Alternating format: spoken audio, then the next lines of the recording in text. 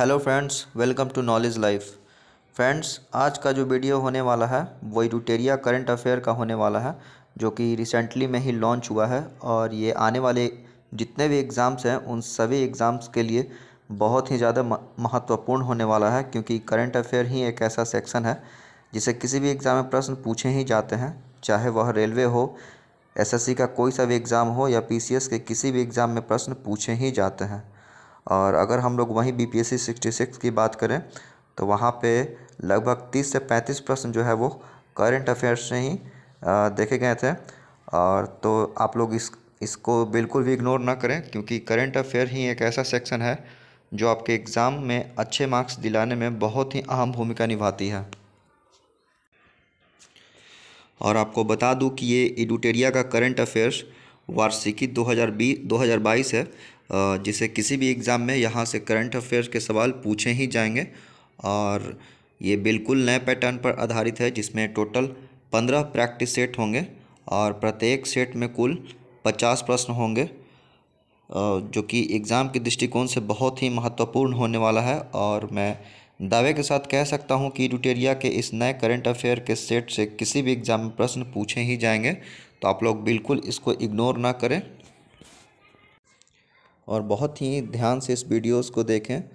और अ, जो लोग इस चैनल पे नया है या जो लोग अभी तक इस चैनल को सब्सक्राइब नहीं किए हैं वे लोग सब्सक्राइब कर दें और साथ ही लाइक शेयर भी कर दें, और बेल आइकन को भी दबाना ना भूलें, क्योंकि बेल आइकन अगर आप प्रेस कर देते हैं तो मेरे जितने भी वीडियोस की नोटिफिकेशन है आप तक पहुंचती रहेंगी। तो चलिए शुरू करते हैं आज के पहले प्रश्न से।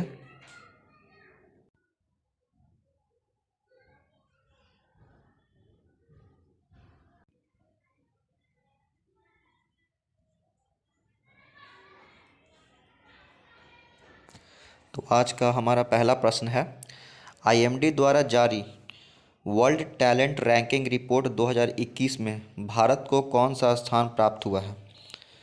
तो आईएमडी द्वारा जारी वर्ल्ड टैलेंट रैंकिंग रिपोर्ट 2021 में भारत को जो है 56वां रैंक प्राप्त हुआ है। इस तरीक़ा से देखें तो ऑप्शन नंबर बी यहाँ राइट आंसर हो जाएगा कि आईएमडी द्वारा जारी वर्ल्ड टैलेंट रैंकिंग रिपोर्ट 2021 में जो है भारत को जो है 56वां रैंक प्राप्त हुआ है। बढ़ते हैं प्रश्न संख्या 2 की ओर।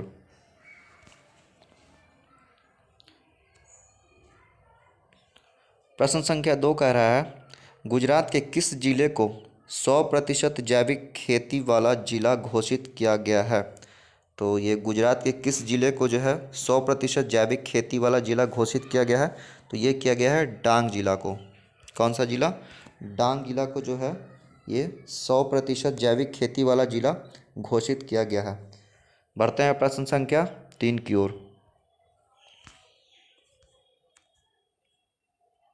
प्रश्न संख्या 3 कह रहा है, वैश्विक स्वास्थ्य सुरक्षा सूचकांक 2021 के संबंध में कौन सा कथन सही है। तो वैश्विक स्वास्थ्य सुरक्षा सूचकांक 2021 के संबंध में जो है वो हम देखें तो कथन 1 जो है ये कह रहा है कि इस सूचकांक में यूएसए को प्रथम स्थान प्राप्त हुआ। और कथन दूसरा कह रहा है इस सूचकांक में भारत का स्थान 66वां रहा। तो इस प्रकार से देखें तो कथन 1 और कथन 2 जो है दोनों के दोनों सही है। तो हमारा इस तरीक़ा से ऑप्शन नंबर सी यहाँ राइट हो जाएगा। दोनों कथन बिल्कुल सही हैं। बढ़ते हैं प्रश्न संख्या 4 की ओर। प्रश्न संख्या 4 कह रहा है, हाल ही में दुनिया की पहली 100% पेपरलेस होने वाली सरकार कौन बन गई है। तो हाल ही में दुनिया की पहली 100% पेपरलेस होने वाली सरकार जो है वो दुबई सरकार बन गई है। कौन सी सरकार? दुबई सरकार जो है ये दुनिया की पहली 100% पेपरलेस होने वाली सरकार बन गई है। बढ़ते हैं प्रश्न संख्या 5 की ओर। प्रश्न संख्या 5 कह रहा है, हाल ही में किस देश ने सार्को नामक एक सुसाइड मशीन को इच्छा मृत्यु के लिए प्रयोग किए जाने की मंजूरी दी है। तो ये कौन दिया है भाई? सार्को नामक एक सुसाइड मशीन को इच्छा जो कि इच्छा मृत्यु के लिए प्रयोग किए जाने की मंजूरी दी है, तो भाई ये दिया है स्विट्ज़रलैंड ने। किसने? स्विट्ज़रलैंड जो है, ये सार्को नामक एक सुसाइड मशीन है जिसको कि मंजूरी दिया है। ये एक इच्छा मृत्यु मशीन होगा, तो इसको ही स्विट्ज़रलैंड द्वारा जो है मंजूरी दिया गया है और इसका नाम क्या है? सार्को। बढ़ते हैं प्रश्न संख्या 6 की ओर। प्रश्न संख्या 6 कह रहा है 11वां इक्वेरियन 21 सैन्य अभ्यास का आयोजन किन दो देशों के बीच में किया गया? तो ये कह रहा है 11वां इक्वेरियन 21 सैन्य अभ्यास का जो आयोजन है ये किया गया है भारत और मालदीव के बीच में। किसके किसके बीच में? भारत और मालदीव के बीच में जो है 11वां इक्वेरियन 21 सैन्य अभ्यास का आयोजन किया गया है। बढ़ते हैं प्रश्न संख्या 7 की ओर।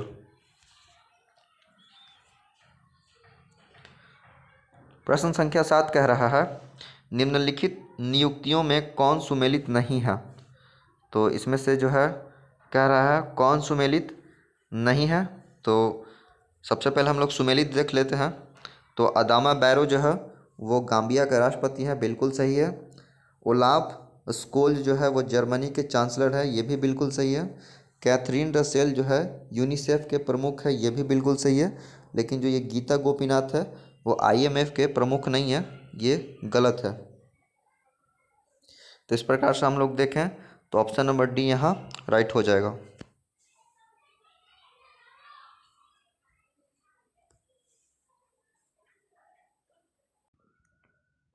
क्योंकि गीता गोपीनाथ जो है वो IMF की प्रमुख नहीं बल्कि मुख्य अर्थशास्त्री है। बढ़ते हैं प्रश्न संख्या 8 की ओर।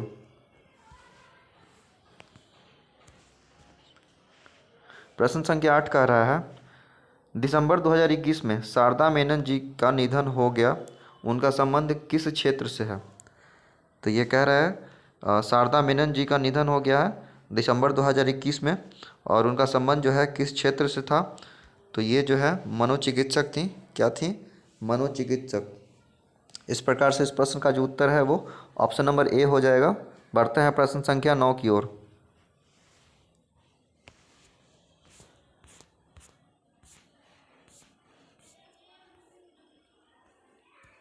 प्रश्न संख्या 9 कह रहा है हाल ही में प्रकाशित पुस्तक 1971 charge of the Gorkhas and other stories के लेखक कौन है? तो ये कौन है 1971 charge of the Gorkhas and other stories के लेखक? तो इनका नाम है रचना बिष्ट रावत। क्या नाम है? रचना बिष्ट रावत जो है इनका नाम है, जिन्होंने 1971 charge of the Gorkhas and other stories पुस्तक लिखे हैं। बढ़ते हैं प्रश्न संख्या 10 की ओर। प्रश्न संख्या 10 कह रहा है नौसेना दिवस के अवसर पर खादी से बने हुए दुनिया के सबसे बड़े राष्ट्रीय ध्वज का प्रदर्शन भारतीय नौसेना द्वारा कहाँ किया गया? तो नौसेना दिवस के अवसर पर खादी से बने हुए दुनिया के सबसे बड़े राष्ट्रीय ध्वज का जो प्रदर्शन है वो किया गया है मुंबई में। कहाँ किया गया है? मुंबई में जो है दुनिया के सबसे बड़े राष्ट्रीय ध्वज का प्रदर्शन भारतीय नौसेना द्वारा किया गया है, इसको याद रखिएगा। बढ़ते हैं प्रश्न संख्या 11 की ओर। प्रश्न संख्या 11 कह रहा है दिसंबर 2021 में मिथिला मखाना को GI टैग दिया गया, यह किस राज्य से संबंधित है? तो दिसंबर 2021 में जो है मिथिला मखाना को GI टैग दिया गया है और इसका संबंध जो है वो बिहार राज्य से है। कहाँ से? बिहार राज्य से जो है मिथिला मखाना का संबंध है। बढ़ते हैं प्रश्न संख्या 12 की ओर।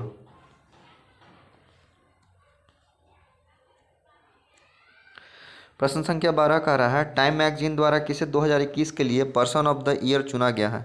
तो टाइम मैगजीन द्वारा 2021 के लिए जो है वो पर्सन ऑफ द ईयर चुना गया है एलन मस्क को। किनको?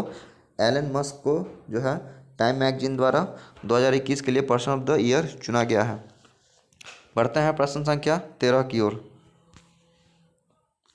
प्रश्न संख्या 13 कह रहा है हाल ही में किस भारतीय वास्तुकार को ब्रिटेन के प्रतिष्ठित शाही पदक रॉयल गोल्ड मेडल 2022 से सम्मानित किया गया है? तो हाल ही में किस भारतीय वास्तुकार को जो है ब्रिटेन के प्रतिष्ठित शाही पदक रॉयल गोल्ड मेडल 2022 से सम्मानित किया गया है? तो ये किया गया है बाल कृष्ण दोषी को। किनको? बाल कृष्ण दोषी को जो है ब्रिटेन के प्रतिष्ठित शाही पदक रॉयल गोल्ड मेडल 2022 से सम्मानित किया गया है। बढ़ते हैं प्रश्न संख्या 14 की ओर।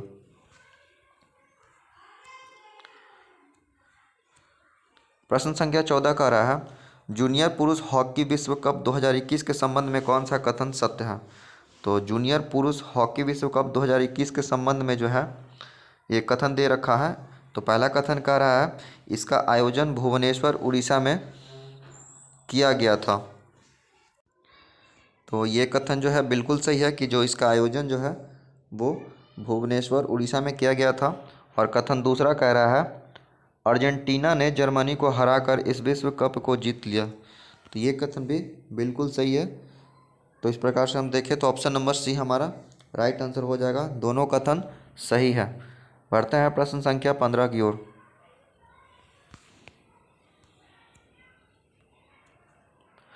प्रश्न संख्या 15 कह रहा है क्रिस्टियानो रोनाल्डो 800 से अधिक गोल करने वाले दुनिया के पहले फुटबॉलर बने हैं।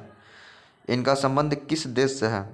तो क्रिस्टियानो रोनाल्डो जिन्होंने 800 से अधिक गोल करने वाले दुनिया के पहले फुटबॉलर बन गए हैं और इनका संबंध जो है वो पुर्तगाल देश से है। कहाँ से है? पुर्तगाल देश से है। बढ़ते हैं प्रश्न संख्या 16 की ओर।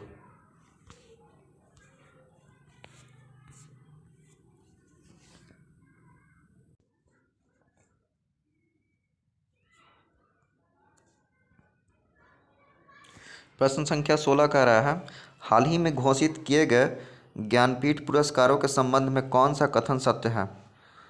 तो ये कह रहा है कौन सा कथन सत्य है। तो कथन दे रखा है, कथन देख लेते हैं। कथन एक कह रहा है वर्ष 2020 का 56वां ज्ञानपीठ पुरस्कार जो है नीलमणि फुकन जूनियर को असमिया भाषा के लिए दिया गया है। तो ये जो है बिल्कुल सही है कि 2020 का जो 56वां ज्ञानपीठ पुरस्कार जो है वो नीलमणि फुकन जूनियर को असमिया भाषा के लिए दिया गया है। और कथन दो कह रहा है वर्ष 2021 का 57वां ज्ञानपीठ पुरस्कार दामोदर मौजो को कोंकणी भाषा के लिए दिया गया है। तो ये भी कथन जो है बिल्कुल सही है। इस प्रकार से देखें तो दोनों के दोनों कथन सही है और ये ऑप्शन नंबर सी हमारा राइट आंसर हो जाएगा। बढ़ते हैं प्रश्न संख्या 17 की ओर।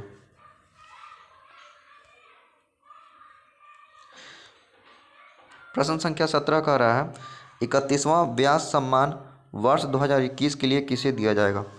तो जो 31वां जो व्यास सम्मान जो है ये दिया जाएगा असगर वजाहत को। किसको दिया जाएगा? असगर वजाहत को जो है 31वां व्यास सम्मान वर्ष 2021 के लिए जो है दिया जाएगा। तो इसको याद रखिएगा, इनका नाम है असगर वजाहत। बढ़ते हैं प्रश्न संख्या 18 की ओर। प्रश्न संख्या 18 कह रहा है दिसंबर 2021 में यूनेस्को ने भारत के किस त्यौहार को मानवता की अमूर्त संस्कृति विरासत की प्रतिनिधि सूची में शामिल करने की घोषणा की है? तो ये किया है दुर्गा पूजा। दुर्गा पूजा त्यौहार को जो है यूनेस्को ने मानवता की अमूर्त सांस्कृतिक विरासत की प्रतिनिधि सूची में शामिल करने की घोषणा की है। बढ़ते हैं प्रश्न संख्या 19 की ओर। प्रश्न संख्या 19 कह रहा है अंतरिक्ष में शूट की जाने वाली पहली फिल्म कौन है? तो अंतरिक्ष में शूट की जाने वाली जो है पहली फिल्म जो है वो द चैलेंज है। इसका नाम क्या है? द चैलेंज जो है जो कि अंतरिक्ष में शूट की जाने वाली पहली फिल्म है। इसको याद रखिएगा। बढ़ते हैं प्रश्न संख्या 20 की ओर।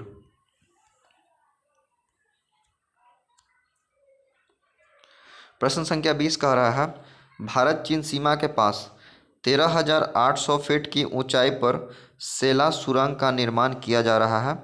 यह किस राज्य या केंद्र शासित प्रदेश में स्थित है? तो ये जो है किस राज्य या केंद्र शासित प्रदेश में जो स्थित है? तो ये है अरुणाचल प्रदेश में। अरुणाचल प्रदेश में जो है भारत चीन सीमा के पास जो है 13,800 फीट की ऊंचाई पर सेला सुरंग का निर्माण किया जा रहा है और यह जो है अरुणाचल प्रदेश में स्थित है। इसको याद रखिएगा। बढ़ते हैं प्रश्न संख्या 21 की ओर।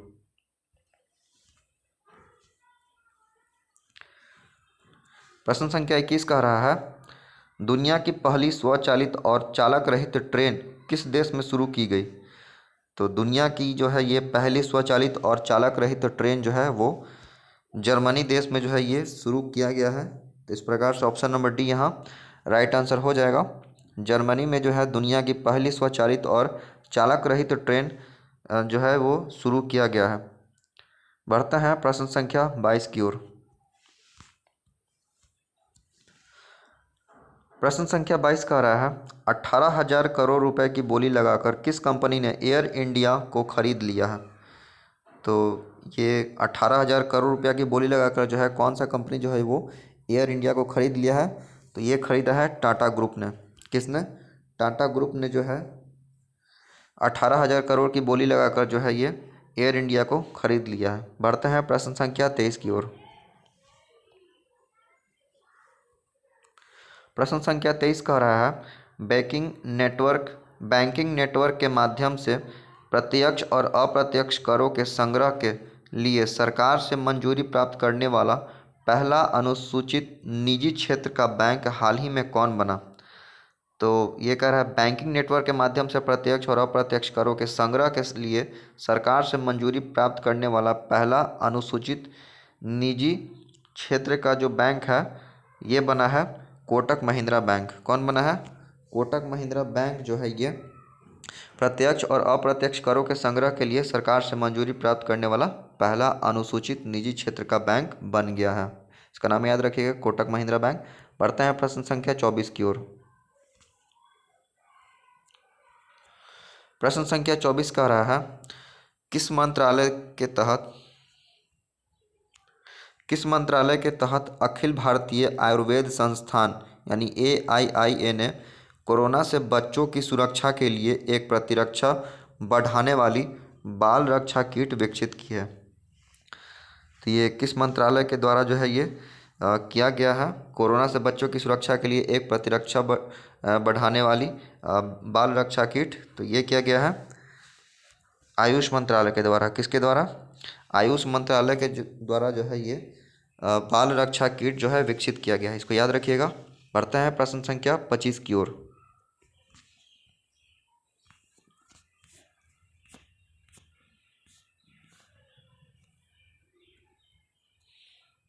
प्रश्न संख्या 25 कह रहा है हाल ही में किस जिम्नास्टिक खिलाड़ी को टाइम पत्रिका द्वारा किसे सर्वश्रेष्ठ एथलीट पुरस्कार 2021 से सम्मानित किया गया। तो ये हाल ही में किस जिम्नास्टिक खिलाड़ी को टाइम पत्रिका द्वारा सर्वश्रेष्ठ एथलीट पुरस्कार 2021 से सम्मानित किया गया है। तो ये किया गया है सिमोन बाइल्स को। किनको? तो सिमोन बाइल्स को जो है वो सर्वश्रेष्ठ एथलीट पुरस्कार 2021 से सम्मानित किया गया है। बढ़ते हैं प्रश्न संख्या 26 की ओर। प्रश्न संख्या 26 कह रहा है हाल ही में किस भारतीय गणितज्ञ को DST ICTP IMU रामानुजन पुरस्कार 2021 से सम्मानित किया गया है। तो किनको किया गया है? तो ये किया गया है नीना गुप्ता को। नीना गुप्ता को जो है DST ICTP IMU रामानुजन पुरस्कार 2021 से सम्मानित किया गया है। बढ़ते हैं प्रश्न संख्या 27 की ओर। प्रश्न संख्या 27 कह रहा है वर्ष 2022 के अंत तक निजी space company Skyroot Aerospace ने भारत के पहले निजी रॉकेट को लॉन्च करने की घोषणा की है जिसका नाम है। तो वर्ष 2022 के अंत तक जो है विक्रम वन निजी स्पेस कंपनी जो है स्काई रूट एरोस्पेस ने भारत के पहले निजी रॉकेट को लॉन्च करने की जो है वो घोषणा की है। तो इसको याद रखिएगा, इसका नाम क्या है? विक्रम वन। बढ़ते हैं प्रश्न संख्या 28 की ओर। प्रश्न संख्या 28 कह रहा है दुबई में आयोजित FIDE विश्व शतरंज चैंपियनशिप 2021 का खिताब जीतकर 5वीं बार मैग्नस कार्लसन ने यह खिताब अपने नाम किया। उनका संबंध किस देश से है? तो सबसे पहले आपको ये याद रखना है कि FIDE विश्व शतरंज चैंपियनशिप 2021 का खिताब किसने जीता है 5वीं बार? ये जीता है मैग्नस कार्लसन ने। और इनका संबंध पूछ रहा है कि किस देश से है। तो इनका जो संबंध है ये नॉर्वे देश से है। कहाँ से है? नॉर्वे देश से जो है इनका संबंध है मैग्नस कार्लसन का, और ये 5वीं बार जो है फिडे विश्व शतरंज चैंपियनशिप जीते हैं। बढ़ते हैं प्रश्न संख्या 29 की ओर। प्रश्न संख्या 29 कह रहा है, दिसंबर 2021 में प्रधानमंत्री नरेंद्र मोदी को किस पड़ोसी देश ने अपने सर्वोच्च नागरिक अवार्ड से सम्मानित किया गया है? तो ये किया है आपका बांग्लादेश ने। बांग्लादेश ने दिसंबर 2021 में जो है प्रधानमंत्री नरेंद्र मोदी को अपने सर्वोच्च नागरिक अवार्ड से जो है सम्मानित किया है। सॉरी, बांग्लादेश नहीं, भूटान। भूटान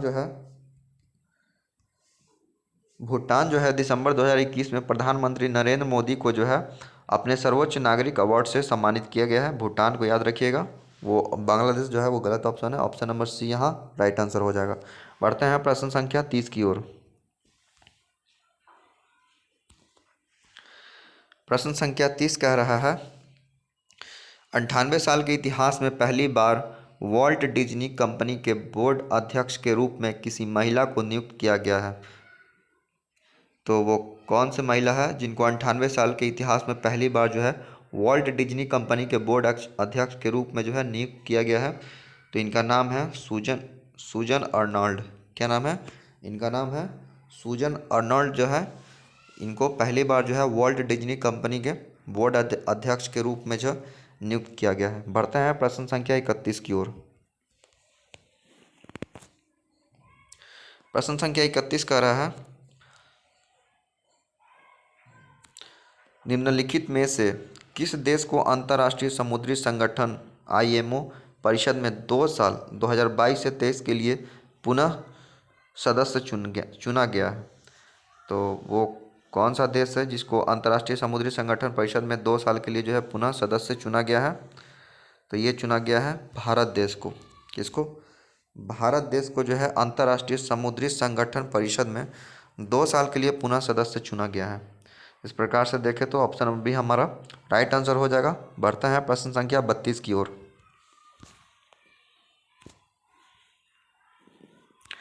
प्रश्न संख्या 32 का रहा है, हाल ही में प्रकाशित पुस्तक 400 डेज के लेखक कौन है? तो हाल ही में जो प्रकाशित पुस्तक है इसका नाम क्या है? 400 डेज, और इसके जो लेखक हैं उनका नाम है चेतन भगत। इनका नाम क्या है? इनका नाम है चेतन भगत, याद रखिएगा, इंपॉर्टेंट क्वेश्चन है। बढ़ते हैं प्रश्न संख्या 33 की ओर। प्रश्न संख्या 33 का रहा है, संयुक्त राष्ट्र विश्व पर्यटन संगठन द्वारा किस भारतीय गांव को सर्वश्रेष्ठ पर्यटन गांव का खिताब दिया गया है? तो संयुक्त राष्ट्र विश्व पर्यटन संगठन द्वारा जो है ये किसको जो है सर्वश्रेष्ठ पर्यटन गांव का खिताब दिया गया है? तो ये दिया गया है पोचमपल्ली तेलंगाना को। किसको? पोचमपल्ली गांव है जो कि तेलंगाना का है, इसी को जो है सर्वश्रेष्ठ पर्यटन गांव का खिताब दिया गया है। तो इसको याद रखिएगा, पोचमपल्ली, ऑप्शन नंबर ए हमारा राइट आंसर हो जाएगा। बढ़ते हैं प्रश्न संख्या 33 की ओर, सॉरी 34 की ओर।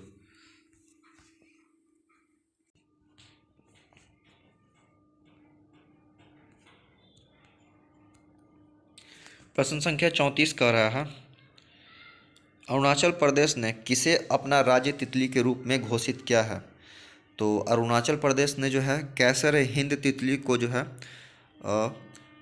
अपना राज्य तितली के रूप में जो है घोषित किया है। तो इसको याद रखिएगा, इसका नाम है कैसर-ए-हिंद। बढ़ते हैं प्रश्न संख्या 35 की ओर।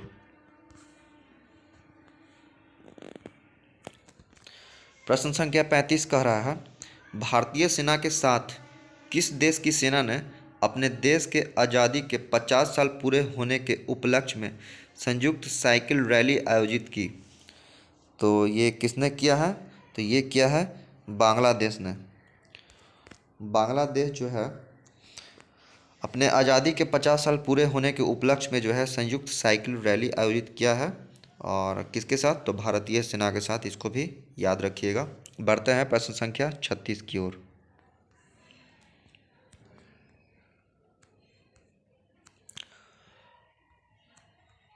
प्रश्न संख्या 36 कह रहा है, बांग्लादेश के ढाका में आयोजित एशियाई तीरंदाजी चैंपियनशिप 2021 के संबंध में कौन सा कथन सत्य है। तो बांग्लादेश के ढाका में, ये जो सबसे पहला चीज़ याद रखने वाली है कि बांग्लादेश के ढाका में जो है एशियाई तीरंदाजी चैंपियनशिप 2021 को आयोजित किया गया था। और इसमें दो कथन दिए गए हैं। कथन एक कह रहा है कि पदक तालिका में जो है दक्षिण कोरिया को प्रथम स्थान प्राप्त हुआ। पहला कथन जो है वो क्या कह रहा है कि पदक तालिका में दक्षिण कोरिया को प्रथम स्थान प्राप्त हुआ। ये बिल्कुल सही कथन दिया हुआ है। और कथन दूसरा कह रहा है कि भारत में कुल 7 पदक जीते, भारत में कुल 7 पदक जीते और पदक तालिका में दूसरे स्थान प्राप्त किया। तो ये भी कथन जो है ये बिल्कुल सही है कि भारत ने जो है कुल 7 पदक जीते और पदक तालिका में दूसरा स्थान प्राप्त किया। इस प्रकार से देखें तो ऑप्शन नंबर सी हमारा बिल्कुल सही आंसर हो जाएगा। बढ़ते हैं प्रश्न संख्या 37 की ओर।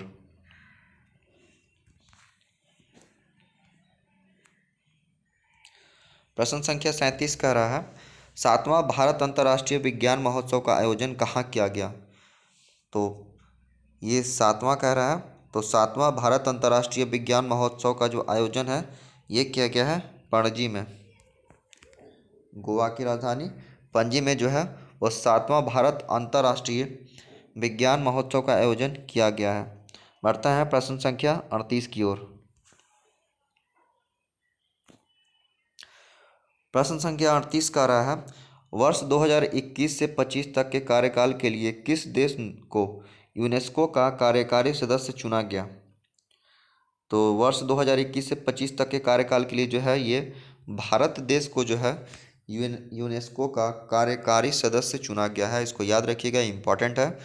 जो 2021 से लेकर 25 तक जो है भारत को जो है यूनेस्को का कार्यकारी सदस्य चुना गया है। बढ़ते हैं प्रश्न संख्या 39 की ओर।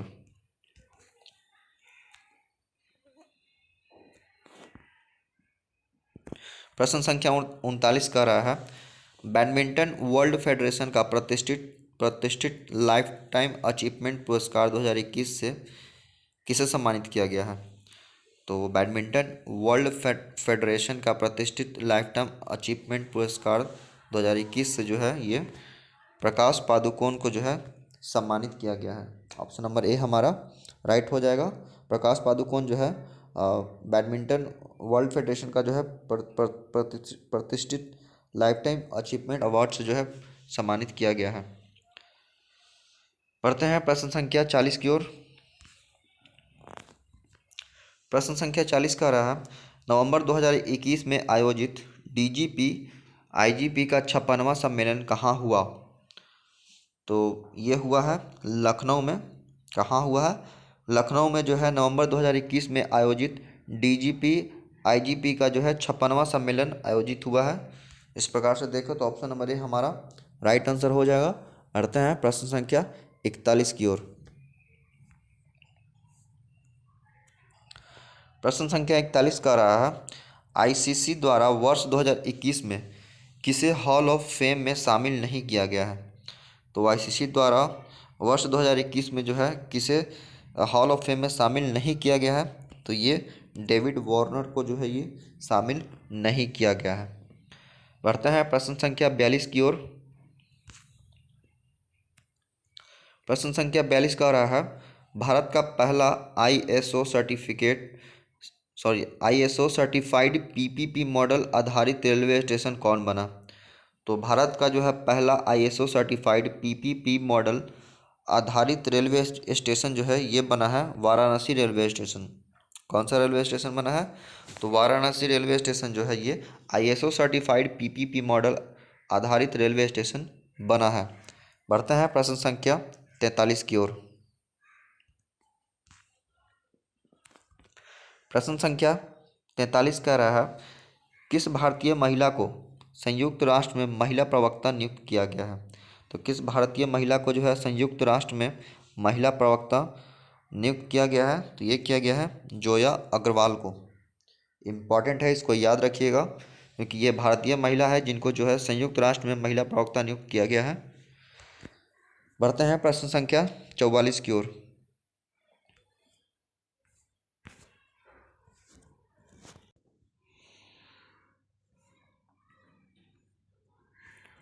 प्रश्न संख्या 44 का रहा है, भारत के 75वें स्वतंत्रता दिवस समारोह की थीम क्या है? तो भारत के जो 75वें स्वतंत्रता दिवस समारोह की जो थीम है वो है नेशन फर्स्ट ऑलवेज फर्स्ट। क्या है? नेशन फर्स्ट ऑलवेज फर्स्ट जो है भारत के 75वें स्वतंत्रता दिवस दिवस समारोह की थीम है। इस प्रकार से देखें तो ऑप्शन नंबर डी हमारा राइट आंसर हो जाएगा। बढ़ते हैं प्रश्न संख्या 45 की ओर। प्रश्न संख्या 45 का रहा है, भारत का पहला स्वदेश निर्मित विमान वाहक पोत का परीक्षण किया गया जिसका नाम है। तो ये भारत का पहला है, ये इम्पॉर्टेंट है। इस तरीक़ा से देखो तो इस प्रश्न का जो उत्तर है ऑप्शन नंबर सी हो जाएगा, विक्रांत। विक्रांत जो है वो भारत का पहला स्वदेशी निर्मित विमान वाहक पोत है जिसका परीक्षण किया गया, इसको याद रखिएगा। बढ़ते हैं प्रश्न संख्या 46 की ओर। प्रश्न संख्या 46 का रहा है, मुक्त व्यापार समझौता RCEP को लागू करने वाला विश्व का पहला देश कौन बना? तो ये कह रहा है मुक्त व्यापार समझौता RCEP को लागू करने वाला जो है विश्व का पहला जो देश बना है वो बना है सिंगापुर। कौन बना है? सिंगापुर जो है मुक्त व्यापार समझौता RCEP को लागू करने वाला विश्व का पहला देश बन गया है। बढ़ते हैं प्रश्न संख्या 47 की ओर।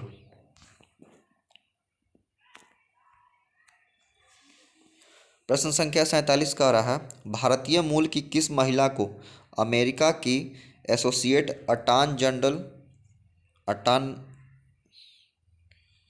ये अटॉर्नी जनरल लिखा है यहाँ पे, ये यहाँ पे अटॉर्नी जनरल दे रखा है, ये गलत है। अटॉर्नी जनरल नहीं बल्कि ये अटॉर्नी जनरल होगा। अटॉर्नी जनरल के रूप में जो है चुना गया है। तो किस भारतीय मूल की जो महिला है उसको अमेरिका की एसोसिएट अटॉर्नी जनरल के रूप में नियुक्त किया गया है? तो इनका नाम है वनीता गुप्ता। इनका नाम क्या है? इनका नाम है वनीता गुप्ता। बढ़ते हैं प्रश्न संख्या 48 की ओर। प्रश्न संख्या 48 का रहा है, हाल ही में 127वां संविधान संशोधन विधेयक 2021 संसद द्वारा पारित कर दिया गया, यह किससे संबंधित है? तो ये जो है ये संबंधित है राज्य तथा केंद्र शासित प्रदेश को अपनी OBC सूची बनाने का अधिकार से। तो इस प्रकार से देखें तो ऑप्शन नंबर डी हमारा राइट आंसर हो जाएगा कि जो 127वां संविधान संशोधन विधेयक है जो संसद द्वारा पारित किया गया है और ये संबंधित है किससे? तो राज्य तथा केंद्र शासित प्रदेश को अपनी OBC सूची बनाने के अधिकार से। बढ़ते हैं प्रश्न संख्या 49 की ओर।